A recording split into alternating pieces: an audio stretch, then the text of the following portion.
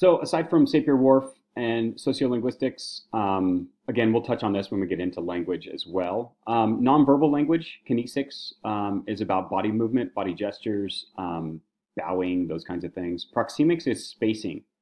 Different cultures have different rules about spacing. If you go to New York City and you're on the subway, totally different rules than when you're in rural America.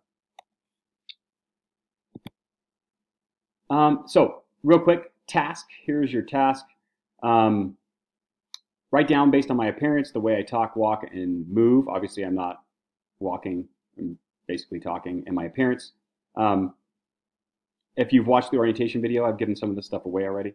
But if you can write down kind of what you think my history is, my education, my experience, my hobbies, why am I here? Ultimately, once you do that, you can kind of pause this video now and kind of do that. And then I'm going to move forward. So what you just did was anthropology work. Anthropology is observing the environment and the culture around you, individuals, analyzing interactions, adapting to surrounding, and then you apply what you've learned, right, and reflect on the process. Anthropology is largely reflective. As we move on in the semester, you're going to hear me say I and my experiences a lot. And in that, what happens is a lot of times we end up studying other people's and other cultures, and we kind of force reflect on our own lives and what has created us as individuals and that self that I was talking about earlier. So cultural anthropology, remember, is one of the 4 subfields. Little test here. What are the 4 subfields? That's kind of what you're going to want to know, right? And we're talking about sociocultural, which is the class you're in, linguistic, physical or biological anthropology, those are the same thing, and archaeology, okay? And then that sometimes applied 5th category. Tyler, very famous anthropologist early on in the field, believed that culture is that complex whole which includes knowledge, beliefs, arts, morals, laws, customs, and other capabilities and habits acquired by a human as a member of society. Okay, pretty good definition, still holds up. We can add to that indeed, right? The definition of culture itself is shaped by the subject at hand. This is interesting because a lot of times, currently, media and others will use culture in different ways, and it's basically used the way that they want it to. They adapt it. A lot of times it's misused. I've talked about this already. Humans have informally been practicing cultural anthropology since the beginning of our species' existence. Meeting a new group of people or coming across a wandering band level society would have taken some observation, right? We kind of know universally what is aggressive and what is not. Sometimes those can be kind of not totally in our realm of knowledge and how we participate, but a lot of times there's facial expressions and some of those things that go along with aggression and kind of kindness, right? If you put forward some kind of item that you find value to as a trade item, a lot of times that's going to be met with kind of similar behavior. So again, human beings have been doing this because this is kind of what makes us more on the unique side. It's our culture, right? Chimpanzees hunt, they work in groups, but our ability to kind of utilize our empathetic side of things in order to cooperate and learn, that's really what sets us aside. Is observation and analysis of people at its core. It is the study of human interaction with the environment, biology, and the cultures around them. I will go into this in much more detail. There's an interesting feedback loop that happens between environment, biology, and culture. Culture itself, we're seeing that right now with the world. As we chop down trees and make space for agricultural products like cattle, we have now, in effect, changed the environment. And the environment is going to have a feedback loop on us. This is where malaria basically came from, is when we started to do this to the planet. So now we have diseases introduced. Culturally, how do we respond to that? Do we move? Do we stop doing those things? Or do we create medicine and drugs to prevent malaria? This is kind of a simplistic version of this feedback loop, but it is very important to kind of realize that in terms of what determines what, it's on a feedback loop and it's part of a process. Anthropology topics. I'm going to go through some of these, and some of them I've already talked about a bit, but I'm going to go through these. I think a lot of these are in your vocabulary section. Indigenous peoples just means the original peoples that were there, the first peoples. So when we talk about Native Americans, a lot of times those are indigenous peoples. It was their original home. Change comes up a lot in anthropology. In fact, most early anthropologists were obsessed with the idea of culture change and how it happens. Does it happen through Morgan's idea of cultural evolution, or does it happen through diffusion, which is interaction with other groups of people, bringing in new ideas? That self, kind of pretend that culture is a self, being introduced with new information, that self is going to change, whether it likes it or not. And a lot of times anthropologists have this effect too, right? If an anthropologist goes into the field for 1 to 2 years, which is the typical tour that cultural anthropologists do, when they're getting their PhDs, they tend to affect some kind of change in that group because you've now introduced some new variable, which is yourself as the anthropologist. But it's also going to change the anthropologist as well. These are inevitable changes, but fascinating nonetheless. Tradition, you guys all know the term tradition. And a lot of times, tradition and change are at odds. And it goes back to that dialectic, or that internal dialectic, right? Whereas, no, I like who I am, I don't want to change, or I do want to change because I'm kind of bored of who I am. Cultures do similar things. If they pick up kind of a new practice, anything from using metal machetes in the Amazon to kind of now plastic, right? It tends to indigenous groups and or other kind of cultures that have come and been colonial conquerors are still in this process of change versus tradition. A lot of times conflict comes out of this, right? Which is forced change. When we get assimilation or forced acculturation, you're going to get a lot of conflict, resistance, those kinds of things. Syncretism, very, very important term. Syncretism is really what I focused on in the Yucatan when I did my master's thesis in cultural anthropology on the Maya. And ultimately it's the idea of blending two ideas together and holding onto them and kind of working that through to create its own kind of thing, its own idea. So the Mayan gods and religion, Kukulkan, if you ask the Mayans if they believe in their traditional Mayan gods, they'll say yes. And then if you ask them if they're Catholic and they believe in that god, they'll say yes. They don't have this competing binary opposition kind of construct that we have.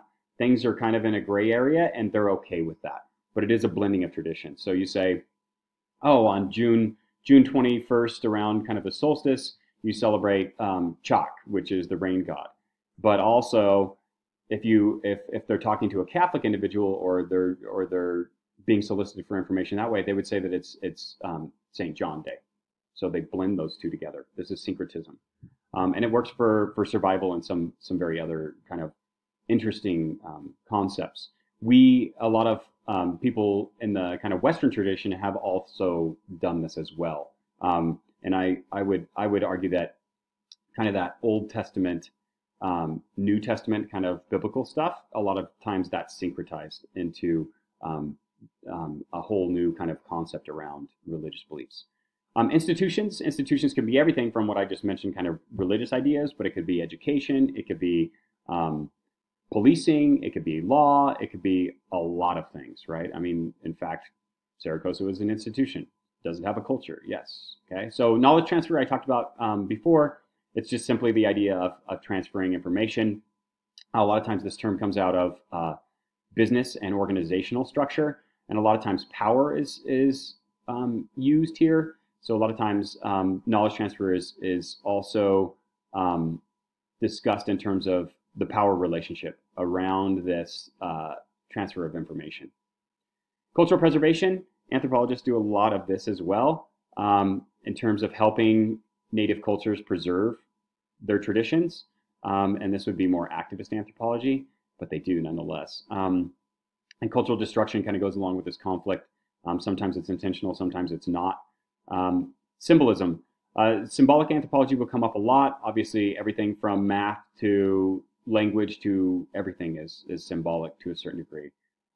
Child rearing in adolescence, this will also be discussed. Age, class, gender, race, ethnicity, globalization, localization, medicine, health, nutrition. And then we'll also cover some interesting topics like anthropology of time and policy and politics.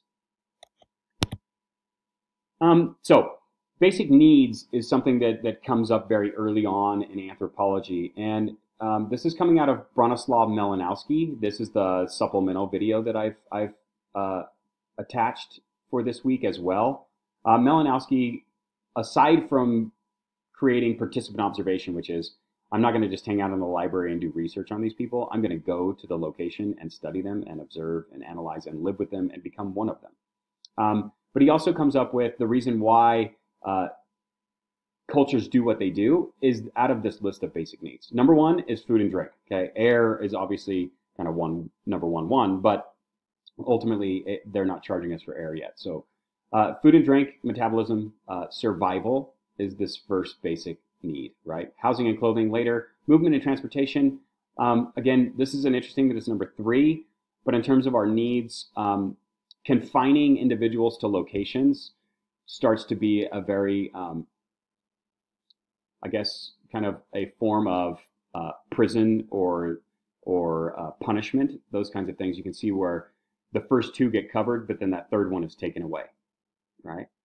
Safety and injury prevention is also something that culture and society should provide for us. Health and hygiene, healing, this is kind of where medicine comes in. And all the way down at number 6, we get sex and reproduction. And sex and reproduction, again, a lot of people tend to put this higher on the list. However, Malinowski basically was saying that all of these other things need to be covered before this kind of is needed. Growth and maturity, then you can kind of get down into religious, folkways, morals, laws, interpersonal boundaries. Approaches to the unseen and unknown is number 10. That's basically kind of religious thought. Love and acceptance and respect, self-expression. And this is kind of where, again, if you've covered all these things, like in the United States, number 12 becomes very, very important. And so does kind of 10, 11, and 12 become very, very important. However, all these other things are kind of assumed that they're provided, right? So this is an interesting list. This comes out of Malinowski, early anthropologist, very, very famous. We'll talk a ton about Bronislaw Malinowski. He was very, very important in the field. So yeah, make sure that you kind of know the list. We will definitely be discussing number 1 more than anything else. But yeah, these are all what culture and society are supposed to provide for us. Okay, 2 of the basic needs that get left off that list, and they're kind of just given, which should probably be added, is sleep. Right? Cultural concepts around sleep. Remember, prior to kind of industrialization and lights, sleep was kind of a given, and it happened with kind of the day and night cycle, right? Elimination of waste or bowel movements and urinating is something else that is kind of has not really been discussed in anthropology books. However, Barbara Miller does do this in one of her early chapters. She does discuss this, and it's kind of the first time that I've seen in anthropology where it's covered, it's talked about. Remember, this would be considered kind of non-Victorian age discussion, right?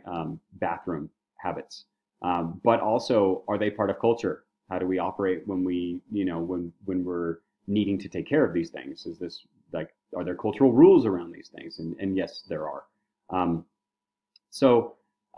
Interesting, again, like in terms of cross-cultural, in Papua New Guinea, urine is seen as a pollutant and needs to be buried. Among native peoples in the Northwest, women's urine is viewed as water of life. So again, these are taboo kind of topics, even in anthropology, although that taboo is falling away. And remember, taboo as a term is kind of the what you don't do, or a cultural rule, right? In America, we do not eat dog or cat. In other cultures, it is acceptable. It is a food taboo in America, right? And it wouldn't be in other cultures. So culture is what we eat and drink, that number 1 basic need, how we dress, how we shelter ourselves, how and where we live, how we move, how we protect ourselves, how we interact with the environment, our medicine and health, how we pass our DNA on, how we grow and develop, our values, our norms, how we learn, how we believe, what we believe, how we interpret the world, how we communicate, what we do as a process of behavior, and the process of how we become ourselves and who we are. Ultimately, culture determines a ton about who we are as individuals, right? From parent interaction to larger macro level culture, and we'll get into that in a second. But this is an interesting list.